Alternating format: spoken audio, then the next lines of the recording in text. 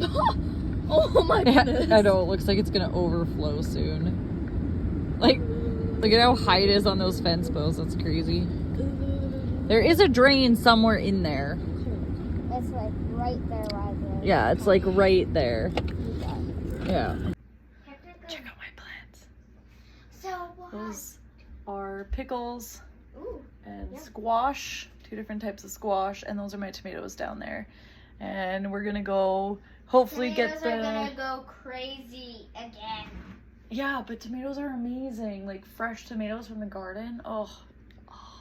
Can't get enough of them. And then over here, we've got some of our winter. We got Swiss chard and kale. We did have peas growing and I kind of killed them. Oops. Needed to move one of our horses. My daughter's barrel horse is just not gaining weight with the other horse. We were hoping it was just needed to be wormed, but that hasn't helped. So Cliff put up this fence so we could keep the lambs out of here. And now she's on a grain ration, trying to put some weight on her. I mean, she's not horrendous, but she's like much skinnier than she has been. We're gonna treat her for ulcers as well. Checked her for ticks, there's nothing on her.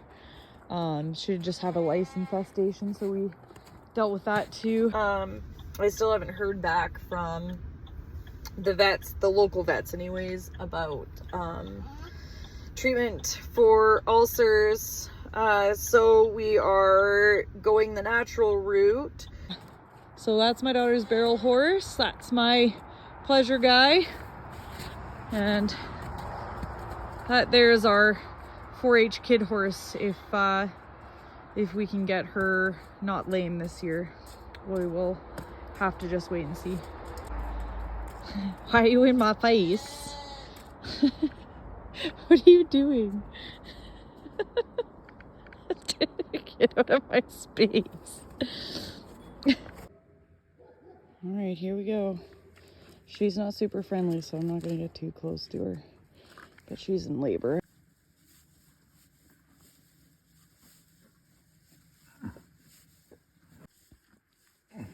Oh, I can see a little bit of its nose. Yeah. There we go. Oh, yeah.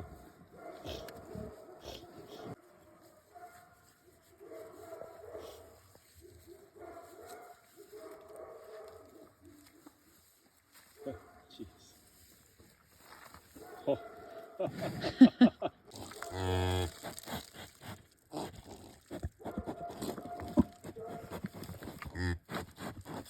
She's like, don't you dare run away from it, please.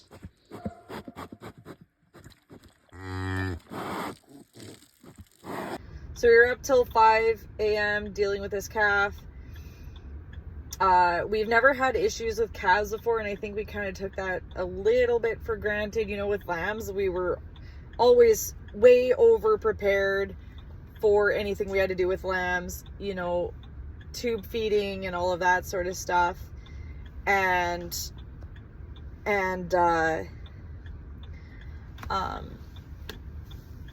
Yeah, but we've never had issues with the calves, so there's a lot of things that we're still really new to when it comes to them. So anyways, we had this calf. It wouldn't get up. From all the reading we've done, it kind of said as long as the weather isn't too bad, they usually have about 2 hours to get up. Not realizing that too bad of weather to us was different, you know, like, and even to us, we're like, oh, -6 is nothing for a lamb. You know, they have about 30 minutes, 45 minutes to get up in that weather, you know, big deal. So we're thinking the same thing. Okay, well, you know, this calf's got 2 hours to get up and it's been like an hour and a half. This thing's still not getting up. Its legs were like super cold. I had put so much hay around this thing at this point and just trying to help it get up that I went and woke Cliff up. He had gone to bed and I said, no, I'll stay up and make sure this thing gets up. You go to bed. So I woke him up. I said, I don't know. I'm not feeling good about this thing. It's been an hour and a half. It's not anywhere close to getting up. If anything, it's further away. So we did bring it in the house. Its mouth, like, it had no suckle. So I was messaging a couple farmers and I was like, this thing has no suckle. Like, I can't feed it. You know, like, I'm syringing a little bit of like colostrum into its mouth. It's got kind of a little bit of a swallow reflex, but like it just wasn't strong. I ended up looking up a whole bunch of stuff, did the calcium magnesium treatment on him, and I think, when did we finally get a bottle in him? It was, so they need to have colostrum within the first 4 hours. And we were really, really close to that mark. It was 3.5 hours, I think, when I messaged my friend back and I let her know, like, we got a whole bottle into it. It's standing up now. So that was 5 a.m. And, so by the time we got the cow back out there, got ourselves into bed, the kids were up at like 6 o'clock that morning. Alrighty, it is 4:30 in the morning. This is what our house looks like right now. This little guy had a rough start. Good delivery, easy delivery, but just wasn't getting up. So we just moved Mom to the barn. Took us a couple hours to get some colostrum into this guy and to warm her up. So now we're gonna take her back out to Mom and hope Mom does her thing. Hey? All right. Cliff let me stay in bed. I think I stayed in bed till 8. And then I came downstairs and he went out and did some chores. And then he was sitting waiting for breakfast and he fell asleep in the kitchen chair. I'd actually put my coffee in the microwave to heat it up. And he apparently put it in front of me. I didn't notice any of this. And I went to grab my coffee expecting cold coffee. And my cup was warm. And I'm like, oh, did you heat up my coffee for me? And he's like, no, you put it in the microwave. I literally, even after having like a full night's rest, I still don't remember taking my cup and actually putting it in the microwave to warm it up, let alone turning the microwave on. So that was kind of fun. And then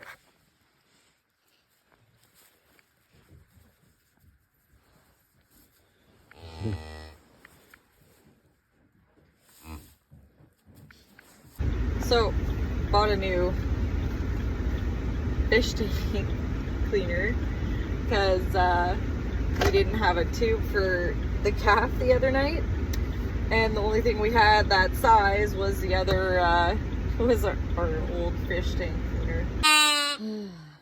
How did you get yourself in there? When was the last time you nursed? All right, I'm gonna help you out.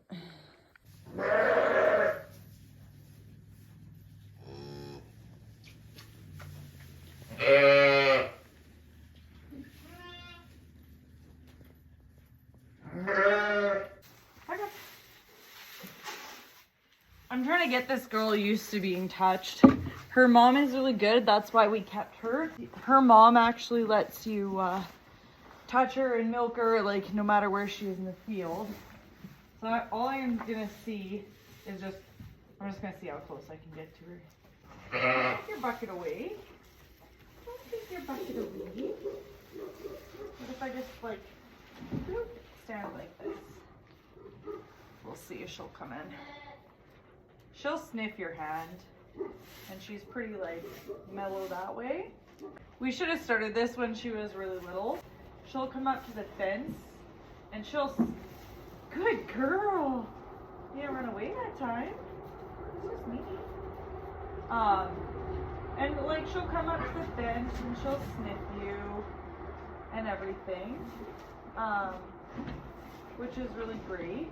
Right now, I'm not even gonna worry about desensitizing her body, just where I'm gonna put the halter. I'll put the halter in the food. Good girl. See? It's gotta feel nice, see?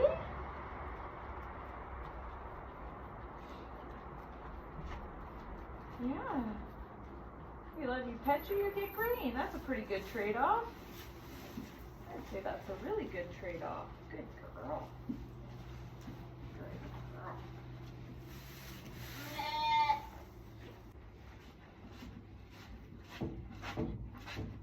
Yeah, good girl. See? Oh, yeah, see?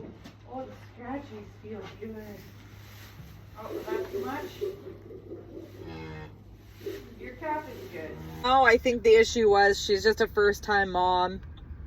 And every time the calf would move, she would like jump away from it. She was pretty like scared. She wanted to clean it. She wanted to love it. But then every time it would move or make a sound, I think she was just like, what's going on? But she's fully accepted it now. So I don't think that's going to be an issue in the future. When we went to go take it back out to the barn, I had it in a sled and it kept trying to jump out of the sled. So I actually ended up having to carry it, and then everything is it's just a sheet of ice on our driveway right now. I actually ended up falling, and I obviously protected the calf, so I like hit the ground so hard, like holding the calf like into me. I landed on my back and my side. Now my whole side is all like get it. Tickle, tickle, tickle, tickle. Tickle, tickle, tickle.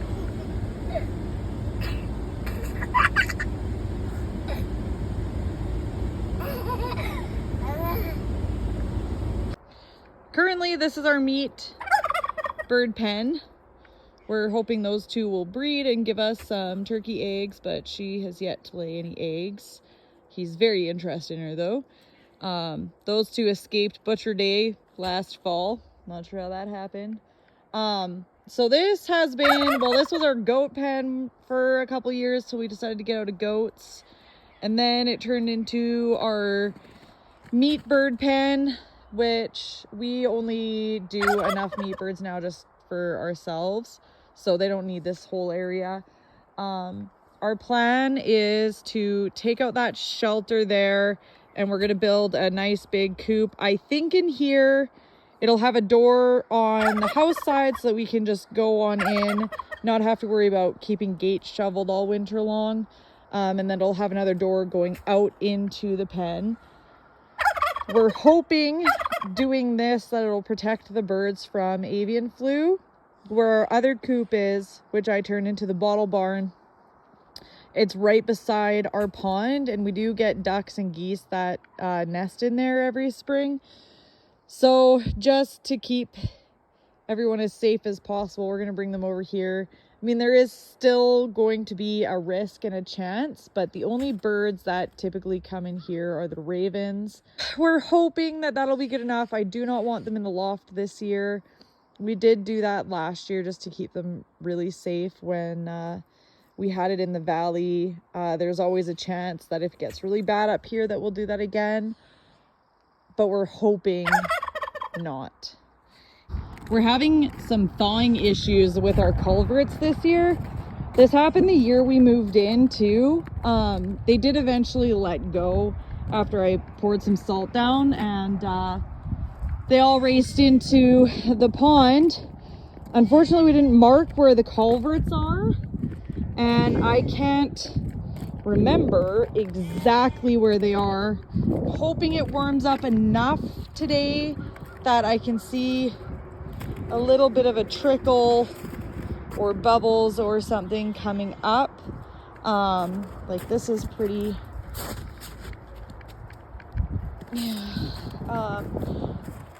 to see so that I can put some salt in here.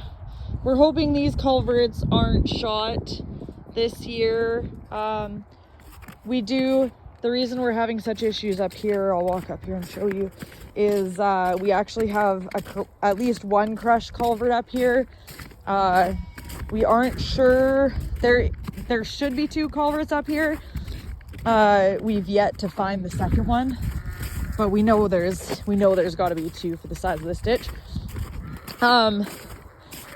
So we're trying to figure out when or how we are going to deal with this, because it's definitely not ideal. I mean, this stuff,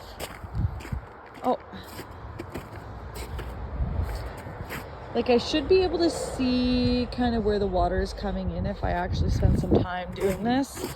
I'm hoping only one of these culverts is shot.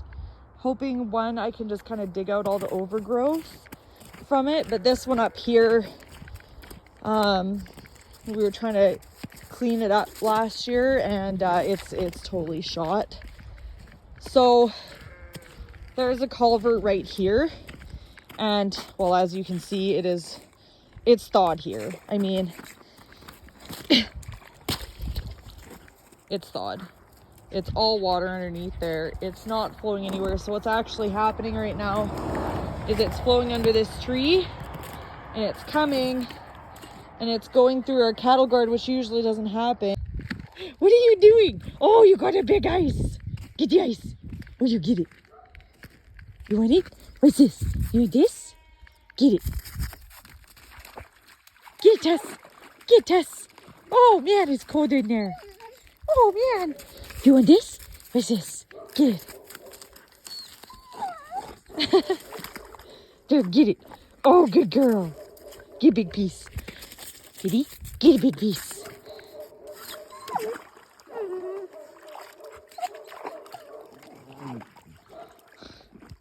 This is Tessa's favorite thing to do in the spring. Did you get a piece? You didn't get a piece?